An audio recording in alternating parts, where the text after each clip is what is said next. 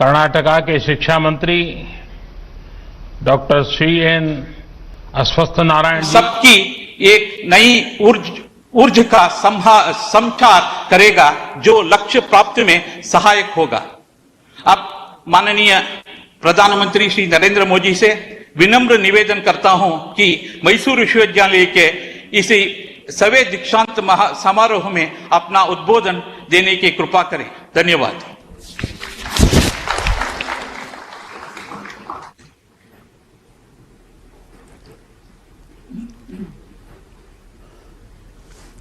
नमस्कार। कर्नाटका के गवर्नर और मैसूर यूनिवर्सिटी के चांसलर श्री वजुभाई वाला जी, कर्नाटका के शिक्षा मंत्री डॉक्टर श्री एन अश्वत्थ नारायण जी, मैसूर विश्वविद्यालय के कुलपति प्रोफेसर जी हेमंत कुमार जी, इस कार्यक्रम में उपस्थित सभी शिक्षकगण, छात्र छात्राएं, अभिभावकगण, देवी और सज्जनों, सबसे पहले आप सभी को मैसूरू दशहरा नाड़ हब्बा की अनंत अनंत शुभकामनाएं।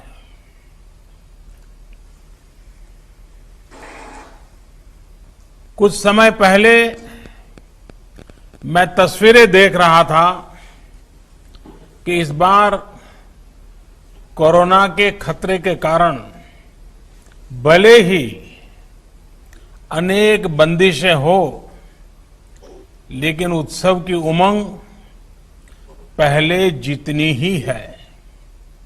हालांकि इस उमंग में कुछ दिन पहले हुई भारी बारिश ने रुकावट डालने की कोशिश की है।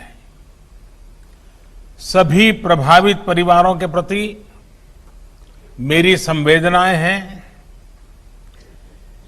केंद्र सरकार और कर्नाटका सरकार मिलकर राहत की हर संभव कोशिश कर रही है। साथियों, आज आपके लिए बहुत ही बड़ा दिन है।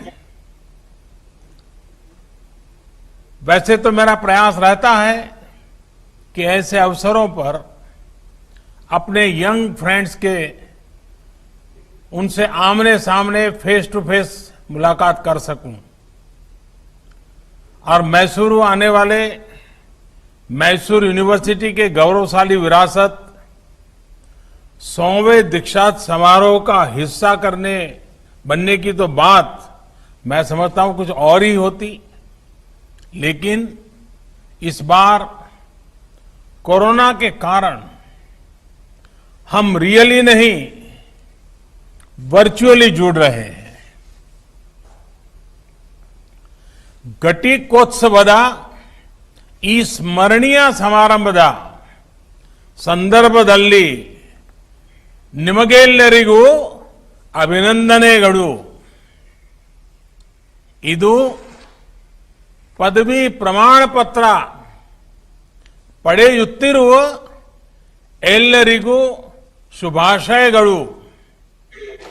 ಬೋಧಕ ಸಿಬ್ಬಂದಿಗೂ ಶುಭಾಶಯಗಳನ್ನು ಕೋರುತ್ತೇನೆ।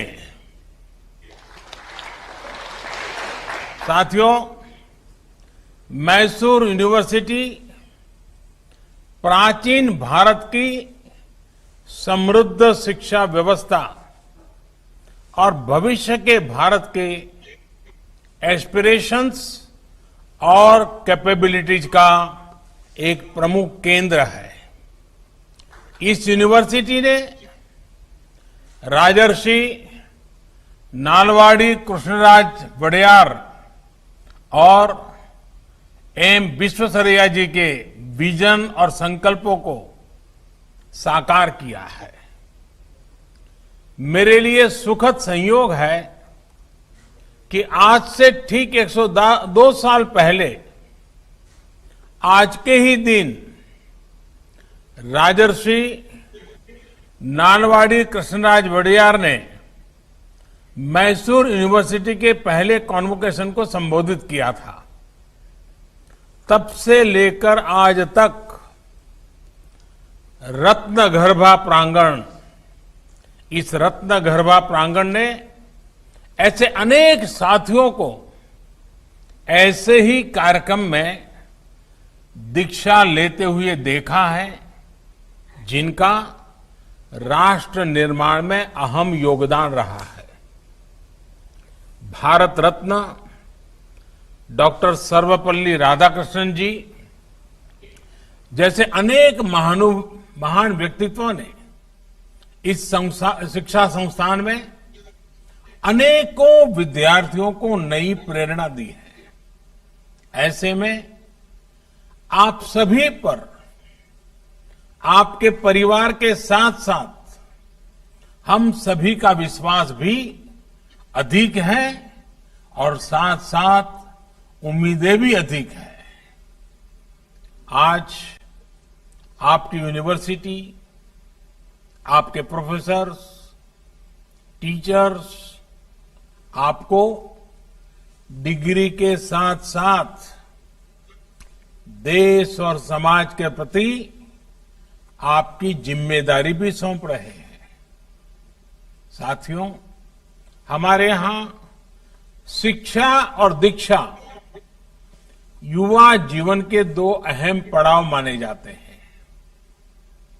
ये हजारों वर्षों से हमारे यहां एक परंपरा रही है। जब हम दीक्षा की बात करते हैं तो ये सिर्फ डिग्री प्राप्त करने का ही अवसर नहीं है। आज का ये दिन जीवन के अगले पड़ाव के लिए नए संकल्प लेने की प्रेरणा देता है। अब आप एक फॉर्मल यूनिवर्सिटी कैंपस से निकलकर रियल लाइफ यूनिवर्सिटी के विराट कैंपस में जा रहे हैं। एक ऐसा कैंपस होगा जहां जो नॉलेज आपने हासिल की है उसकी एप्लीकेबिलिटी काम आएगी।